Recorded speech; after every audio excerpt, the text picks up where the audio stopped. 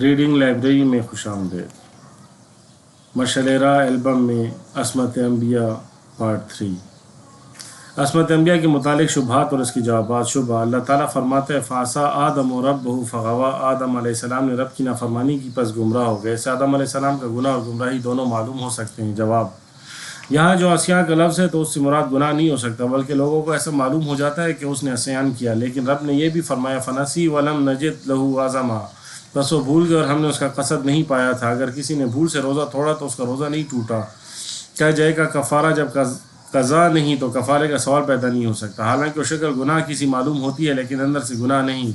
اور غوا کے معنی گمراہی نہیں بلکہ مقصود نہ پانا ہے، یعنی حیات دائمی کے لیے گندم کھایا اور وہ ان کو حاصل نہ ہوئی۔ اگر اساس سے گناہ ثابت کیا جائے تو کلام اللہ میں تعارض پیدا ہوگا اور خالق کے کلام میں تعارض محال ہے۔ ایک توجیہ یہ بھی ہے کہ آدم علیہ السلام کی اولاد میں نافرمان پیدا ہو جاتے ہیں اور گمراہی کے راستے پر چلتے ہیں، تب آپ کو مخاطب کیا گیا کیونکہ آپ تمام انسانوں کے والد ہیں، اس لیے آپ کی طرف نسبت کیا۔ باقی یہ کام اللہ تعالیٰ آپ سے کرا رہا تھا، اس میں آپ کا قصور نہ تھا، کیونکہ نبی تو اللہ تعالیٰ کے امر سے تمام کام کرتے ہیں، یہ تو آپ کے لیے مقرر کیا گیا تھا۔ مسلم شریف میں حضرت ابو ہریرہ رضی اللہ تعالیٰ عنہ سے روایت کیا گیا ہے کہ حضور اکرم صلی اللہ علیہ وآلہ وسلم نے فرمایا، موسیٰ نے آدم علیہ السلام کو کہا کہ آپ ہمارے باپ ہیں اور آپ نے ہم کو جنت سے نکالا، تو آدم علیہ السلام نے کہا اے موسیٰ، اللہ تعالیٰ نے آپ کو چن لیا اور آپ سے کلام کیا اور آپ کے ہاتھ میں تورات دی، آپ مجھے اس بات پر ملامت کرتے ہیں کہ میری پیدائش سے 40 سال پہلے اللہ تعالیٰ نے لکھا تھا۔ پس موسیٰ علیہ السلام پر آدم علیہ السلام نے حجت قائم کی۔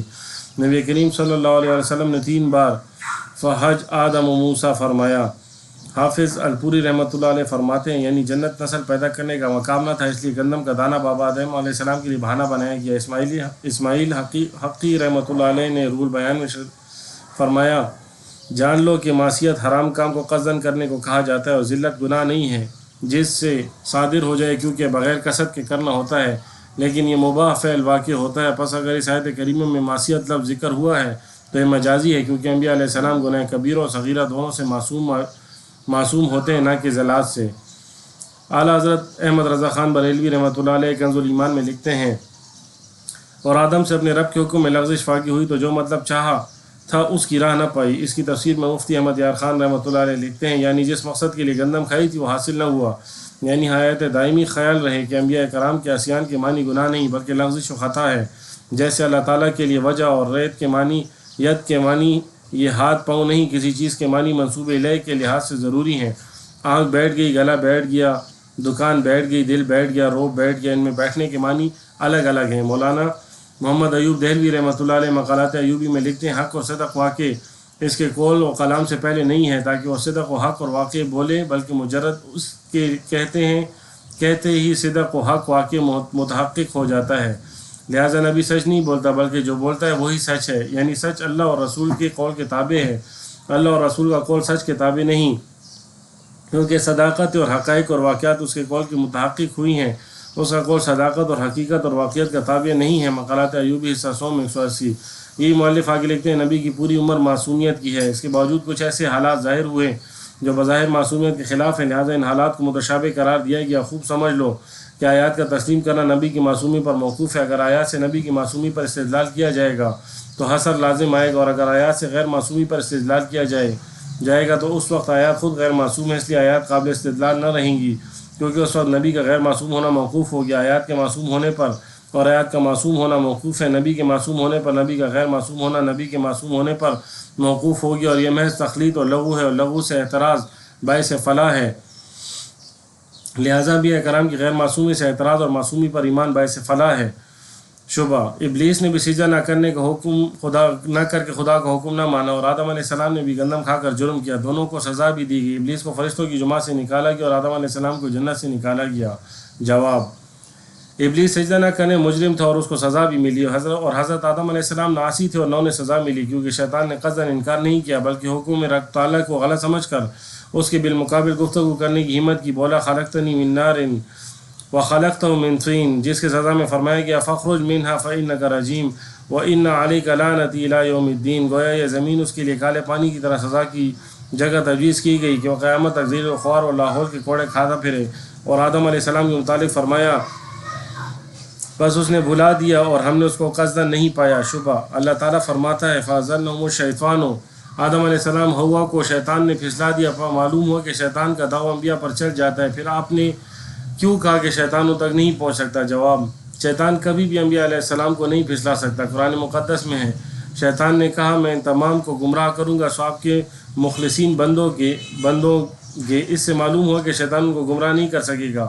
بس اس جملے کا مطلب یہ ہے کہ شیطان نے ان کو ذلت میں واقع کیا تو ذلات میں واقع ہونا کوئی گناہ نہیں، کیونکہ یہ اللہ تعالیٰ کے ارادے سے کیا گیا تھا جو قصدن نہ تھا۔ پس یہ شکل گناہ کی معلوم ہوتی ہے لیکن گناہ نہیں تھا، کیونکہ گناہ کرنا اللہ تعالیٰ کے احکامات کی نافرمانی کو کہا جاتا ہے اور خالق کائنات کا فیصلہ ہے، اور جو اللہ اور اس کے رسول کی نافرمانی کرتا ہے اور اللہ تعالیٰ کی حدود سے تجاوز کرتا ہے، اللہ تعالیٰ اس کو آگ میں داخل کرے گا، اور انبیاء علیہ السلام گناہ گاروں کی شفاعت فرما کر آگ سے بچائیں گے۔ دوسری بات یہ ہے کہ آدم علیہ السلام کو فرمایا گیا تھا آپ دونوں اس درخت کے قریب نہ جائیں۔ آدم علیہ السلام نے اس مخصوص درخت کو سمجھا تھا کیونکہ حاذا اس میں اشارہ ہے جو قریب مؤنث کے لیے استعمال ہوتا ہے، یعنی درخت وہ تھا کہ اس نو یعنی اس گندم کے درخت کے قریب مت جاؤ۔ معلوم ہوا کہ یہ بھی اللہ تعالیٰ کے ارادے سے کیا گیا تھا، اسی لیے ان کو وہی دانہ کھلایا گیا۔ شبہ قرآن مقدس میں لیغفر لک اللہ ما تقدم من ذنبک وما تأخر کا مطلب یہ نکلتا ہے کہ حضور صلی اللہ علیہ وسلم کے گناہوں کی بخشش کی طرف اشارہ ہے، اور بخشش گناہوں کی تب ہو سکتی ہے جبکہ گناہ گار ہوں۔ تو پھر اس آیت کریمہ کا مطلب کیا ہوا؟ جواب: غفرہ کا مطلب چھپانا، یعنی انبیاء کرام سے دنیا میں رسول اللہ صلی اللہ علیہ وسلم کے نائب ہونا چھپا کر رکھا گیا ہے، اور قیامت میں اس کا ظہور ہوگا، کیونکہ آپ نے فرمایا میں قیامت کے روز انسانوں کا سردار ہوں گا، اسی لیے قیامت میں آپ ان کے لیے یہ سفارش کریں گے کہ انہیں شفاعت کی اجازت مرحمت فرمائی جائے، کیونکہ آپ کی شفاعت ہر مشفوع کے لیے حسب حال ہوگی۔ دیگر انبیاء کرام کو اس لیے خاص مغفرت کی بشارت دی گئی اور سرور کونین صلی اللہ علیہ وآلہ وسلم کو عام بشارت۔ حالانکہ تحقیقی طور پر نبی کریم صلی اللہ علیہ وآلہ وسلم کی عصمت ثابت ہے، لہٰذا آپ سے کوئی گناہ سرزد ہی کب ہو سکا جسے معاف کیا جاتا؟ پس یہ گناہ کی اضافت اس لحاظ سے کہ مخاطب آپ ہیں اور مراد امت ہے، جیسا کہا جاتا ہے بھی ہمسائی میری بات سنو، یا جیسے قرآن کریم میں فرمایا گیا وَإِن كُنتَ فِي شَكٍ،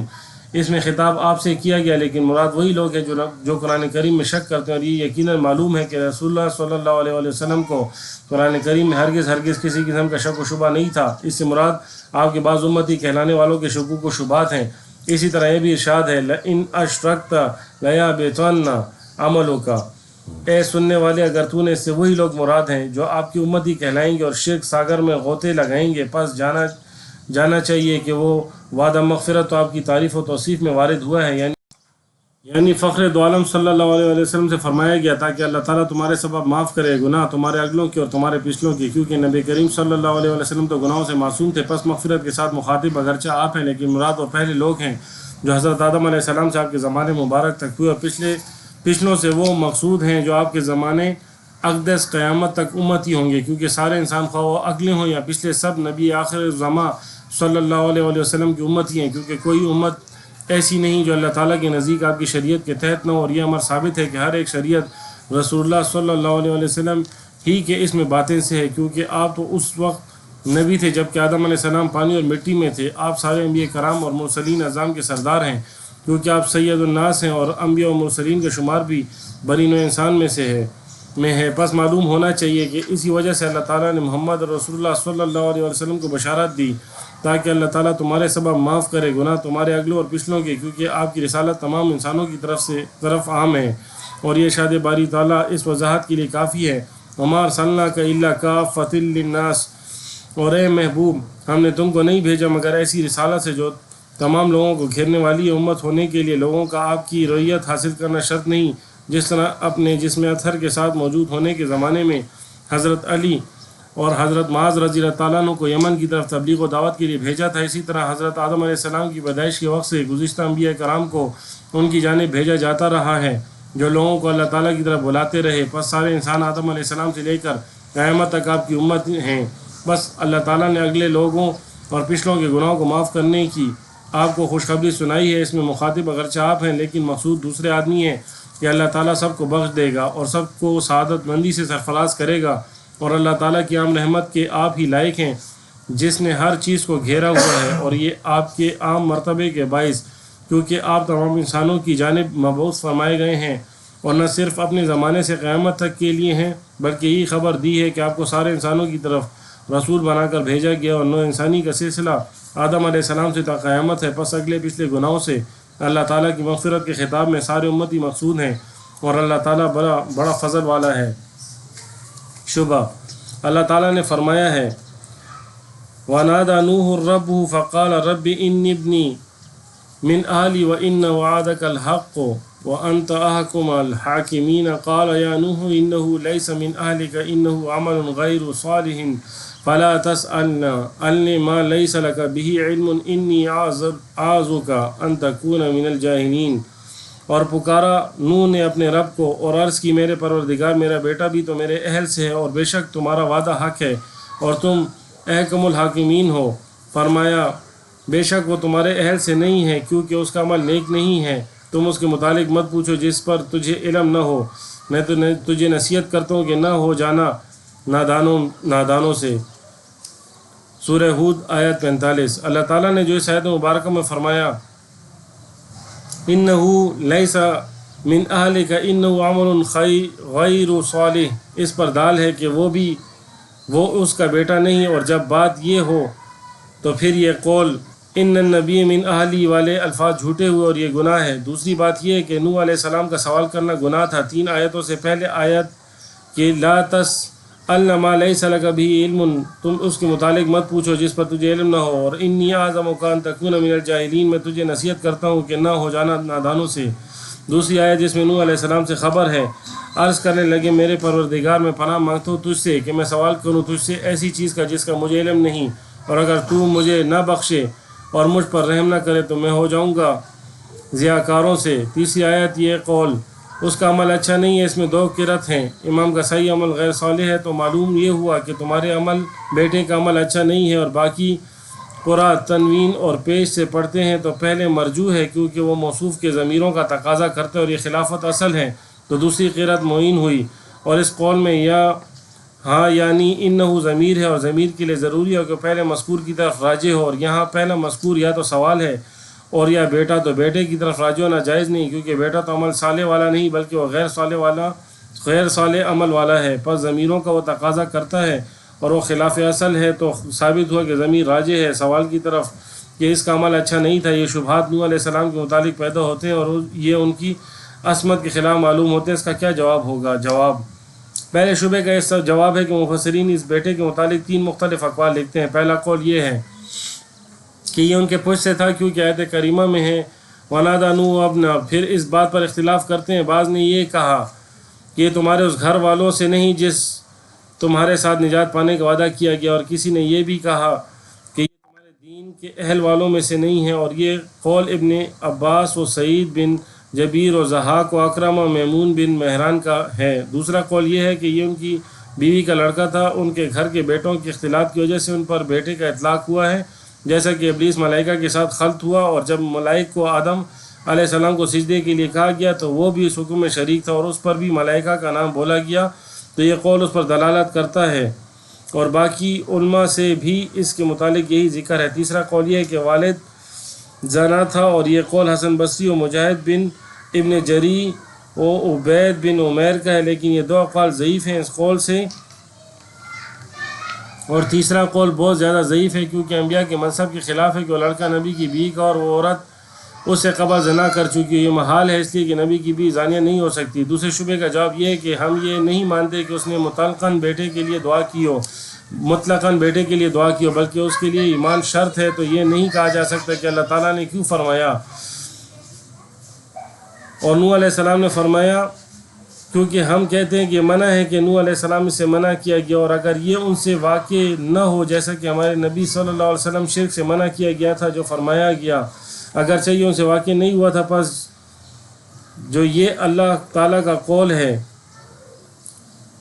پس اس کے معنی یہ ہے کہ یہ ان سے نہ تھا، اور اس میں کوئی شک نہیں کہ اللہ تعالیٰ کے قول میں جہل کا جو لفظ وارد ہے وہ بھی اس طرح ہے جس طرح پہلی بات ذکر کی گئی کہ نبی کریم صلی اللہ علیہ وسلم کبھی بھی شرک نہیں کیا تھا، لیکن آیت کریمہ میں ان کو مخاطب کیا گیا ہے، یہاں بھی یہی بات ہے۔ اور نوح علیہ السلام کا یہ قول یہ اس بات پر دال نہیں کہ یہ کام اس نے کیا، اور یہ ہم تسلیم کرتے ہیں کہ یہ دعا انہوں نے اس کے لیے مانگی ہے، لیکن طبیعت کی شفقت سے کہا جو کہا، اور عقل اس پر بھی انکار نہیں کر سکتا کہ کافر کے لیے دعا مانگی جائے اور شرع اس کو منع کرتا ہے، پس شاید یہ دعا طبیعت کے تقاضے کے لیے ہو اور شرع نے اس سے بھی منع کیا، تو یہ نہیں کہا جاتا کہ اجازت کے بغیر کیوں دعا مانگی۔ پس میں کہتا ہوں کہ جب منع کے لیے کوئی دلیل نہیں دیکھی تو جواز پر انہوں نے تمسک کیا، اور جو اصلی اباحت کے جواز پر ہے، یا ہم کہتے ہیں کہ وہ ظاہر میں مومن تھا، مسلمان تھا، اور نوح علیہ السلام کو مسلمانوں کے لیے دعا کی اجازت دی گئی تھی، پس آپ نے حکم ظاہر سے دعا کی، اور یہ جائز ہے کیونکہ حضور علیہ السلام کا ارشاد ہم ظاہر پر حکم کرتے ہیں، یا ہم کہتے ہیں کہ اس کو بخشو، وہ اس میں خطا ہوئی تو تم یہ کہو کہ یہ تو کبائر میں سے ہے، اس لیے اس سوال میں یہ ہے عمل و غیر صالح، ہم کہتے ہیں کہ یہ ہم نہیں تسلیم کرتے، اس لیے کہ جو دلائل عصمت انبیاء کے متعلق ہیں ان دلائل سے زیادہ قوی ہیں جو اصل کے خلاف ضمیروں پر دلالت کرنے والے ہوں۔ شبہ اللہ تعالیٰ نے فرمایا، اور یاد کرو ذنون کو جب وہ چل دیا غضبناک ہو کر، اور یہ خیال کیا ہم اس پر کوئی گرفت نہیں کریں گے، پھر اس نے پکارا تہ در تہ اندھیروں میں کہ کوئی معبود نہیں سوا تیرے، پاک ہے تو اور میں قصورواروں میں سے ہوں۔ اس آیت شریفہ سے معلوم ہوتا ہے کہ وہ غصے ناک ہو کر چلا تو منع تھا، تو تم نہیں دیکھتے کہ اللہ تعالیٰ نے فرمایا پس انتظار فرمایا اپنے رب کے حکم کا، اور نہ ہو جائے یہ مچھلی والے کی مانند۔ تو یہ اس پر تقاضا کرتا ہے کہ یونس علیہ السلام کا فعل منع تھا۔ دوسری بات یہ ہے کہ فَظَنَّ ان لن نقدر علیہ، یہ جملہ اس پر دال ہے کہ قدرت باری پر شک کرنے والا تھا۔ تیسری بات یہ ہے کہ یہ قول انی کنت من الظالمین بھی اس پر دال ہے۔ جواب، پہلی بات کا جواب یہ ہے کہ آیت کریمہ صرف اس پر دال ہے کہ غصہ ہو کر گیا، اور یہ دلالت نہیں کرتا کہ اللہ اس پر غصہ ہوا تھا، اور اللہ تعالیٰ مسلمانوں میں سے کسی پر بھی غصہ نہیں ہوتا۔ پس یونس علیہ السلام پر کس طرح غصہ ہوا؟ بس معلوم ہو کہ وہ قوم جو غصہ ہوا تھا، تو پھر کیوں شبہ کرتے ہو کہ گناہ معلوم ہوتا ہے؟ اس سے تصور کیا جاتا ہے کہ اللہ تعالیٰ اس پر تنگی نہیں فرمائے گا، اور پھر یہی اعتراض کہ اللہ تعالیٰ کی قدرت میں شک کرنا تو یہ کفر صریح ہے۔ جو بھی شک کریں پھر انبیاء علیہ السلام کے ایک ولولعظم نبی سے یہ کیسے ہو سکتا ہے؟ لن نقدر کا مطلب یہ ہے کہ اللہ تعالیٰ مجھ پر مزید تنگی نہیں فرمائے گا، جیسے کہ قرآن مقدس میں اس کا معنی ہے کہ اللہ تعالیٰ جس کو چاہے اس کا رزق کھول دیتا ہے، اور جس کو چاہے اس کو رزق تنگ کر دیتا ہے۔ یہاں قدر کا معنی تنگی کرنا ہے۔ آیت کریمہ سے شبہ پیدا کرنا جہالت اور کفر صریح ہے، اس میں عصمت انبیاء کے خلاف کوئی حرف کی جگہ نہیں۔ شبہ، اللہ تعالیٰ نے فرمایا، اور جب پوچھے گا اللہ تعالیٰ عیسیٰ بن مریم سے، کیا تو نے کہا تھا لوگوں سے کہ بنا لو مجھے اور میری ماں کو دو خدا؟ اس پر یہ شبہ وارد ہو سکتا ہے کہ اگر یہ عیسیٰ علیہ السلام نے کہا ہو تو اشکال قائم ہے، اور اگر نہیں کہا تو استفہام عبث ہوا۔ دوسری بات یہ کہ نفس بھی یہی جسم ہے، اللہ کا قول ہے وَلَا أَعْلَمُ مَا فِي نَفْسِكَ، میں نہیں جانتا کہ تمہارے نفس میں کیا ہے۔ ظاہر اس قول کا یہ ہے کہ اللہ تعالیٰ کے لیے جسم ہے۔ تیسری بات یہ ہے کہ کلمہ فی ظرف کے لیے ہے، اور یہ شام کے لیے آتا ہے۔ جواب، پہلی بات کا جواب یہ ہے کہ عیسیٰ علیہ السلام نے یہ نہیں کہا ہے، یہ تو اللہ تعالیٰ پوچھے گا۔ لوگوں پر حجت قائم کرنے کے لیے استفہام میں فائدہ ہے، اور یہ فرع ہے، اور جو نصارہ میں سے دعویٰ کرنے والے ہوں۔ اور جو دوسری بات کا جواب یہ ہے کہ نفس لغت میں ذات کو کہا جاتا ہے، اور جو کہا جاتا ہے نفس الشیء یعنی ذات نفس، شیء سے مراد اس کی ذات ہوتی ہے۔ تیسری بات کا جواب یہ کہ مراد اسے صفت کی حلول موصوف ہے۔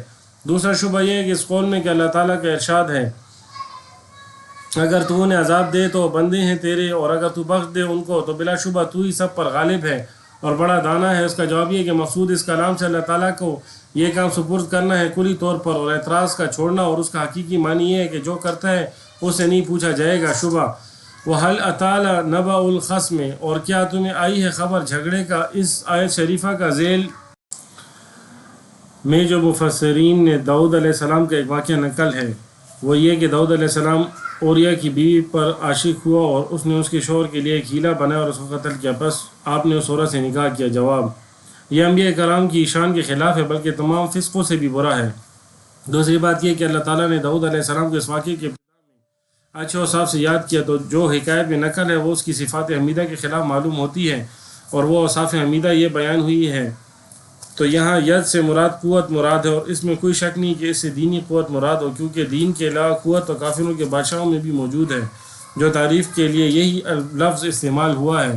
اس سے دینی قوت مراد ہے۔ پھر دینی قوت میں سخت ارادہ کیا جاتا ہے کہ جو اللہ تعالیٰ سے انسان پر واجب ہو اس کو ادا کریں، اور جس سے منع اسے باز رہیں، اور داؤد علیہ السلام ارادے کے صاحبوں میں سے ہیں، اور اللہ تعالیٰ نے فرمایا ہے صبر کر جیسا کہ صبر کیا رسولوں میں سے جو ولولعظم ہیں، اور حضور علیہ السلام صلی اللہ علیہ وسلم کو حکم دیا گیا کہ ولولعظم کی پیروی کرو۔ جب داؤد علیہ السلام کی یہ بھی صفت یعنی اللہ تعالیٰ کو بہت رجوع کرنے والا ہے، تو پھر جب وہ گناہ کبیرہ کا مرتکب ہو جائے تو پھر کس طرح اواب بن سکتا ہے؟ اس طرح سخر لنا الجبال معہ میں ہم نے اس کے لیے پہاڑوں کو بھی مسخر بنایا، تو پھر جب وہ قتل و زنا کے لیے تسخیر وسیلہ بنائے، اور جب پرندے کا شکار اس پر حرام تھا اور پرندے اس سے امن میں تھے، تو پھر یہ ایک مسلمان کی عورت اس سے امن میں نہیں ہو سکتی۔ اللہ تعالیٰ کے ارشاد مبارک اور وہ دنیا دین اور دنیا میں دونوں کے لیے عام ہے۔ پھر اللہ تعالیٰ کے ارشاد ہے اور ہم نے اس کو حکمت دی تھی، تو حکمت جامع اسم ہے اور ہر علم اور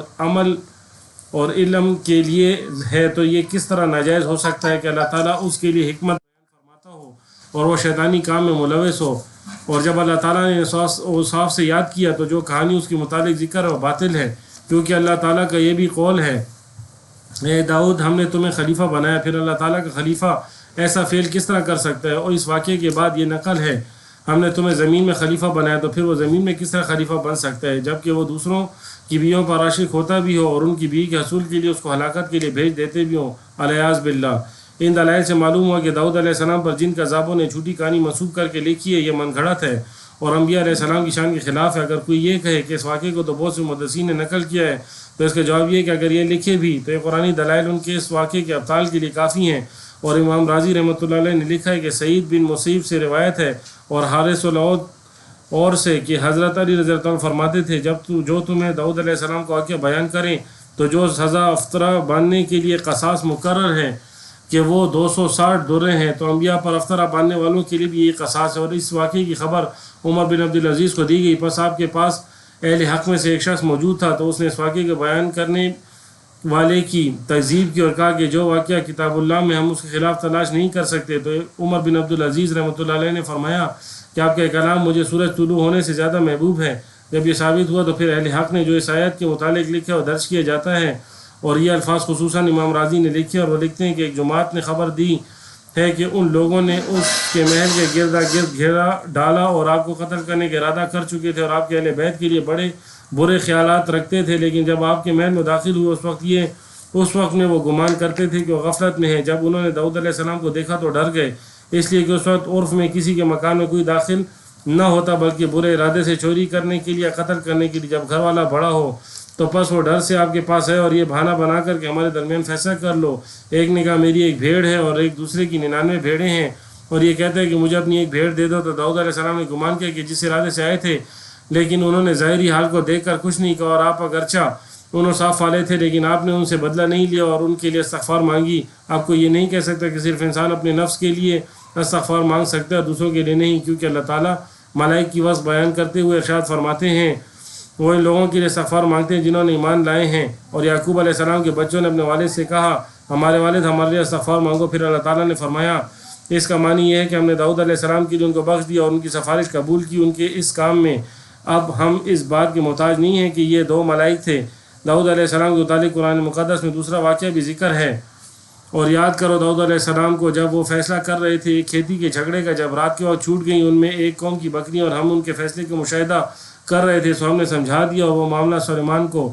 اس آیت سے معلوم ہوتا ہے کہ جب داؤد علیہ السلام حق پر فیصلہ کرنے والے تھے تو پھر اللہ تعالیٰ نے سلیمان علیہ السلام کو اس قول فَفَهَمْنَاهَا سے کیوں یاد کیا؟ اس بات کا جواب یہ کہ سلیمان علیہ السلام کی تخصیص سے یہ دال نہیں ہے کہ داؤد علیہ السلام اس کے خلاف تھے، کیونکہ خطاب کی دلیل لقب میں محققین کے نزدیک فائدہ مند نہیں ہے۔ پھر اس تخصیص میں 2 فائدے ہیں۔ پہلا فائدہ یہ کہ داؤد علیہ السلام واقف تھے امارات کے تعارض میں اور سلیمان علیہ السلام ایسا نہیں تھا۔ دوسرا فائدہ یہ کہ داؤد علیہ السلام اس بات کا علم رکھنے والے تھے لیکن اپنے بچے کے امتحان کے لیے یہ فتویٰ دیا کہ وہ اس پر فتویٰ دے کہ اس سے حکم نکالے، اور سلیمان علیہ السلام کے فہم کے ذکر کو تخصیص کرنا ان کے والد کے فہم پر دلالت کرنے والا ہے کہ لوگوں میں اس کا درجہ معلوم ہو جائے۔ اور داؤد علیہ السلام کا ذکر اس لیے نہیں کیا گیا کہ وہ لوگوں میں مشہور تھے کہ وہ عالم ہیں اور احکام کو جاننے والے ہیں۔ پھر اللہ تعالیٰ نے بعد میں فرمایا کہ ہم نے ہر ایک کو حکمت اور علم دیا تھا۔ اللہ پاک نے یہ جملہ اس لیے فرمایا کہ لوگ اس وہم میں نہ پڑ جائیں کہ جاننے والا نہیں تھا اور وہ شریعت کے خلاف فیصلے دیتے تھے۔ شبہ اللہ تعالیٰ کا ارشاد ہے جب پیش کیا گیا آپ پر سلیمان علیہ السلام دوپہر کو 3 پاؤں پر کھڑے ہونے والے تیز رفتار گھوڑے، اس سے یہ شبہ ہو سکتا ہے کہ ظاہری آیت اس پر دلالت کرتی ہے کہ گھوڑے کے دیکھنے سے اللہ تعالیٰ کے ذکر سے غافل ہوا یہاں تک کہ اس کی نماز فوت ہوئی۔ جواب اس کا جواب یہ ہے کہ ہم اس آیت کی تفسیر لکھتے ہیں کہ اس کے لکھنے سے شبہات دفع ہو جائیں گے۔ بس ہم کہتے ہیں کہ مخصوص تعریف پر کے متعلق کہ کسی نے یہ کہا کہ وہ سلیمان علیہ السلام ہے اور کسی نے یہ کہا کہ اس سے مراد داؤد علیہ السلام ہے، تو پہلا زیادہ بہتر ہے کیونکہ ذکر کرنے والے کے قریب ہے۔ پھر کسی نے علت بیان کی کہ اللہ تعالیٰ ان کی صفت و عوابن بیان کی ہے جس پر اس وقت پیش کیا گیا یعنی سلیمان علیہ السلام پر، کیونکہ وہ ان 2 ذکر شدہ میں زیادہ قریب ہیں۔ الصفون اور الوقوف معنی ہے۔ الصفون کا ابن قتیبہ سے روایت ہے کہ الصفون کی صفت وہ جودہ سے کرتے تھے کہ اس میں دونوں اچھی صفتیں موجود ہوں اور اس میں وہ جاری بھی ہو کہ وہ تیز چلتی ہو. آپ نے کہا مجھے گھوڑوں کی محبت پسند آئی ہے اپنے رب کی یاد کے لیے. احببتو کا معنی یہاں متعدی ہے اس کی طرف گویا کہ اس نے کہا آتیت حب الخیر عن ذکر ربی، مجھے اللہ کی یاد جو کہ خیر کی محبت آئی. دوسری بات یہ ہے کہ احببتو کا معنی لازمت الخیر، یعنی میں نے خیر کو اپنے اوپر لازم کیا، اپنے رب کی یاد یا کتاب کی یاد کو، اور وہ تورات ہے اور دوسرا صحیفہ ہے. بس جس طرح گھوڑوں کا باندھنا کتاب میں تعریف کے لیے ہے تو اسی طرح ان کی کتابوں میں وہ تعریف کے لیے تھی. یہی توجیہ پہلی توجیہ سے زیادہ بہتر ہے. انسان جب کہے کہ مجھے فلاں چیز پسند ہے لیکن مجھے اس طرح پسند نہیں جیسے کہ مریض وہ چیز پسند کرتا ہے جو اس کو تکلیف دے. پس جس کسی چیز سے محبت رکھے تو محبت کی انتہا ہوگی. پس احببتو حب الخیر کا معنی یہ ہوا کہ میں اس گھوڑوں کی قسم پسند کرتا ہوں، تو یہ توجیہ زیادہ بہتر ہے. اور ضمیر حتیٰ کہ تورات میں ہے. اور رد و سام میں احتمال ہے کہ سورج کی طرف راجع ہو کیونکہ اس کا ذکر جاری ہے کہ اس کے ساتھ اس کا کوئی تعلق نہیں ہے. اور غشی ہے یا ہو سکتا ہے کہ یا الصافنات کی طرف راجع ہو. یہ دونوں بہتر توجیہات ہیں کیونکہ دونوں ذکر ہیں نہ کہ سورج، اور یہ عائشی ہے کہ لفظ کے زیادہ قریب ہے. اور پھر اس میں 4 احتمال ہو سکتے ہیں. اب ان 4 احتمالات کی تشریح درج کی جاتی ہے.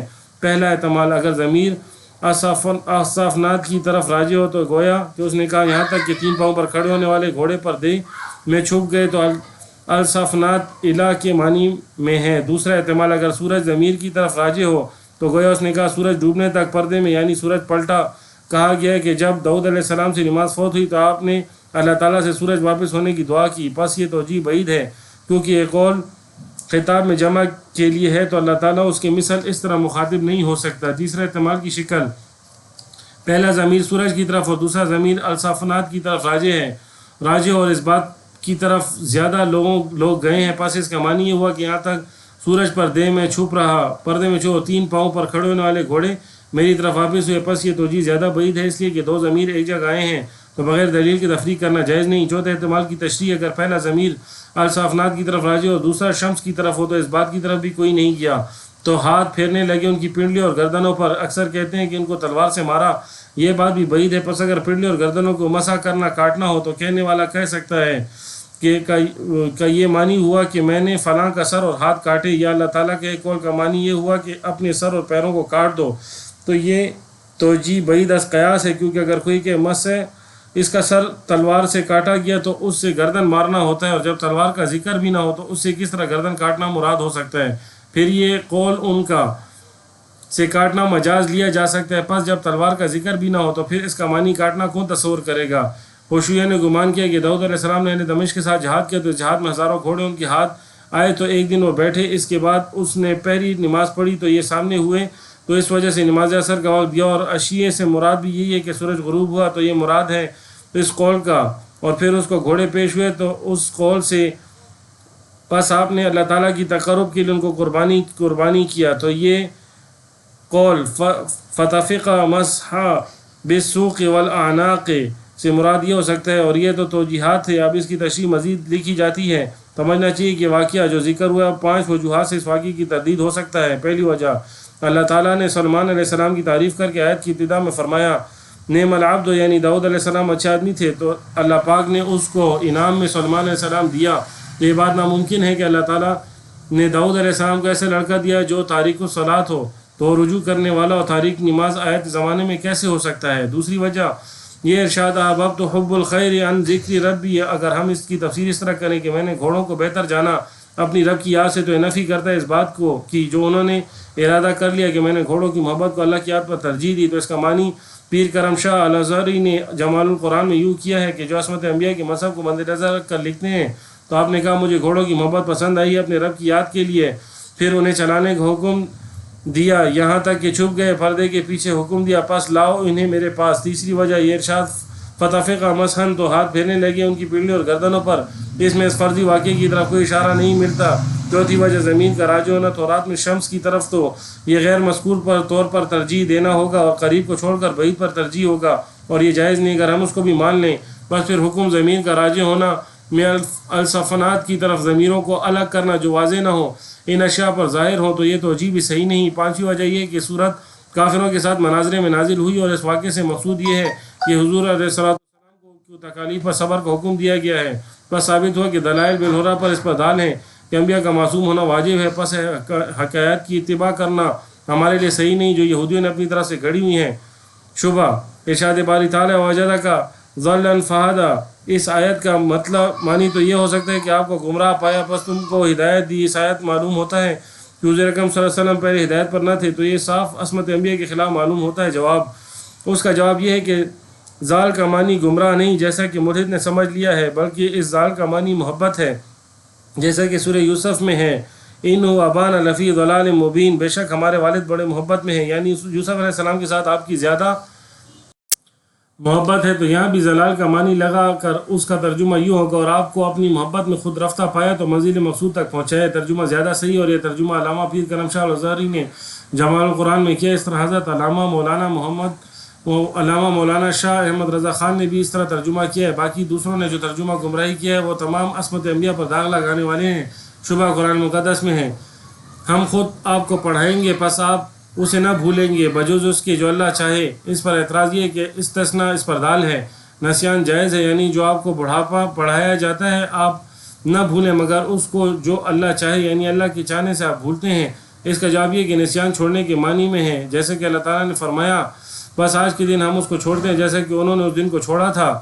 اسی طرح ہمارے پاس آیتیں آئی تھیں، تم نے ان کو چھوڑا اور آج دن تمہیں چھوڑا جاتا ہے۔ پس اس آیت کریمہ کے معنی یہ ہے ہم خود آپ کو پڑھائیں گے پس آپ اسے نہ چھوڑیے بجوز اس کے جو اللہ چاہے، یعنی منسوخ ہو جائے۔ پس ان آیتوں کو چھوڑ دو۔ یہ چند شبہات ہیں جو درج کیے گئے ہیں اور ان کی جوابات بھی قارئین کرام کی خدمت میں پیش ہوئے، امید ہے کہ قارئین کی تشفی کے لیے کافی ہوں۔ اب چند دلائل مزید عصمت انبیاء کے متعلق خدمت ہے جو حرف آخر تصور ہوں وہ درج کی جاتی ہیں۔ حرف آخر، اگر انبیاء علیہ السلام سے گناہوں کا صدور جائز مانا جائے تو اپنی امت سے زیادہ گناہ گار ثابت ہوں گے، کیونکہ جس قدر زیادہ مراتب ہوں اور اس کا گناہ بھی عقلاً و نقلاً زیادہ ہوگا، کیونکہ نبوت سے زیادہ کوئی رتبہ ہو نہیں سکتا۔ پس معلوم ہوا کہ نبی سے گناہ کا صدور ناممکن اور محال ہے۔ گناہ ظلم اور معصیت ہے۔ قرآن مقدس میں عاصی کے لیے صاف حکم ہے، اور جو نافرمانی کرے اللہ کی اور اس کے رسول کی پس اس کے لیے جہنم کی آگ ہے۔ اس طرح ظالموں کے لیے لعنت قرآن کریم میں مذکور ہے۔ خبردار اللہ کی لعنت ظالموں پر ہے، تو انبیاء کے لیے نہ جہنم ہے اور لعنت سے مارواں ہیں۔ پس معلوم ہوا کہ انبیاء تمام گناہوں سے پاک ہیں اور جنت کے سردار ہیں اور دوسروں کو جنت پہ لے جانے کے ذرائع اور وسائل ہیں۔ انبیاء علیہ السلام کی اتباع ہم پر فرض ہے۔ قرآن مقدس میں ہے اللہ تعالیٰ فرماتا ہے فرما دیجئے اے میرے محبوب اگر تم لوگ اللہ سے محبت کرنا چاہو تو میری تابعداری کرو، اللہ تم سے محبت کرے گا۔ پس با اجماع گناہ حرام ہے اور حرام ہونے کی وجہ سے پھر نبی کی اتباع بھی حرام ہوگی، اور یہ محال و ناممکن ہے کیونکہ ان کی تابعداری کا حکم ہے۔ گناہ گار کی شہادت مردود ہے، اگر ان کو معصوم نہ مانا جائے تو گناہ گار ہوں گے الیاذ باللہ، پس وہ مردود شہادت ہو جائیں گے، پس وہ گواہی نہیں دے سکتے۔ حالانکہ نبی کریم صلی اللہ علیہ وسلم قیامت کے دن اپنی امت پر گواہی دیں گے۔ پس ان تمام دلیلوں سے واضح ہوا کہ انبیاء علیہ السلام معصوم ہیں، ان سے گناہ کا صدور محال اور ناممکن ہے، اور یہ بھی معلوم ہوا کہ اولیاء کرام محفوظین ہیں، اللہ تعالیٰ ان کی حفاظت کرتے ہیں، اور اگر ان سے گناہ سرزد بھی ہو جائے تو فوراً تائب ہو جاتے ہیں اور اللہ تعالیٰ توبہ کرنے والوں کی توبہ قبول کر لیتا ہے۔ معصوم اور محفوظ میں یہ فرق ہے کہ معصوم میں مادہ گناہ کا نہیں اور محفوظ میں مادہ گناہ ہے۔ پھر جب انبیاء میں مادہ گناہ ہے ہی نہیں تو پھر گناہ کرنے کا سوال کہاں سے پیدا ہوگا؟ یہ چند نمونے دلائل عصمت انبیاء کے متعلق لکھ کر اپنی درینہ خواہش کو پورا کیا۔ رات کے 10 بجے بتاریخ 29 ماہ اگست 1978 کو اختتام پذیر ہوا، اور ناچیز یہی ادنا تحفہ تمام انبیاء علیہ السلام کے دربار میں پیش کرتا ہے۔ امید و واثق ہے کہ ادنا سا تحفہ اپنی بارگاہ میں قبول فرمائیں۔ وصلی اللہ علی خیر خلقہ و نور عرشی محمد والی و صحابہ اجمعین۔ میاں محمد ظاہر شاہ، سوات، سرحد۔